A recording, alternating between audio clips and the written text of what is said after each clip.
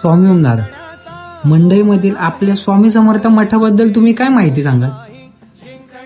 इथल्या मठाबद्दल माहिती सांगायची म्हणजे पुण्यातला हा एकमेव असा मठ आहे, एवढा जुना मठ आहे सर्वात, जिथे स्वामी महाराज स्वतः येऊन गेलेले 3 दिवस वास्तव्याला होते.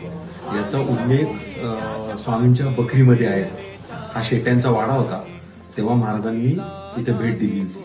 जसं यांनी सांगितलं की महाराजांचं इथं वास्तव्य होतं तर ते 3 दिवसासाठी होतं आणि त्यांचं वास्तव्य इथं कायम राहण्यासाठी महाराजांनी जे विरकर शेटे होते त्यांना त्यांच्या स्वतःच्या चर्मपादुका दिल्या होत्या, जिच्या अजून नित्यनियमाने पूजा होती आणि सगळ्या भक्तांना त्याचा म्हणजे प्रत्येक जो उत्सव असेल किंवा 3.5 मुहूर्तापैकी एक दिवस असतो तेव्हा दर्शन घेऊन त्याचा लाभ घेतात. इथे अशी पण आख्यायिका आहे की शंकर महाराज पण इथे येऊन गेलेले आहेत. शंकर मंडळीकडच्या दरवाजाला पूर्वी बसायचे. आत्ताचे जे दत्त मंदिर आहे तिथं पूर्वी विहीर होती, त्याला त्या विहिरीतल्या पांडव कुशावर ते तीर्थ म्हणायचे. त्या तीर्थांनी शंकर महाराजांना आंघोळ घातली होती आणि रोगमुक्त केलं होतं, अशी आख्यायिका इथं आहे. अजून सांगता येईल म्हणजे या मठाचं एकमेव वैशिष्ट्य असे की आपल्यासारखी मूर्ती, आपल्या मठासारखी मूर्ती बाहेर कुठं बघायला मिळत नाही.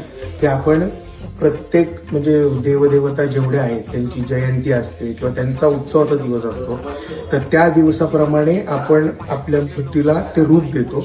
आणि असं म्हणणं आहे लोकांचं सगळ्यांचं की ज्या देवदेवतांचं रूप आपण स्वामींना देतो तसेच महाराज दिसतात किंवा त्या रूपातच महाराज दिसतात, असं हे वैशिष्ट्य आहे मूर्तीचं.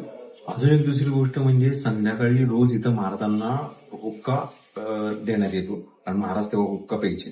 तसं आपण रोज आरतीमध्ये हुक्का असतो, त्या हुक्क्याचं तीर्थ आपण संध्याकाळी सगळ्यांना देतो. त्या तीर्थाचं असं वैशिष्ट्य आहे म्हणजे खूप जणांना त्याचा असा अनुभव आलाय की मेडिकली काही प्रॉब्लेम असतील त्यांना तर ते त्यांचे खूप बरे होतात. असं खूप जणांना त्याचा अनुभव आलाय. ते तीर्थ घेण्यासाठी फार लांब लांबनं लोक इथे येतात. संध्याकाळच्या वेळेस असतो.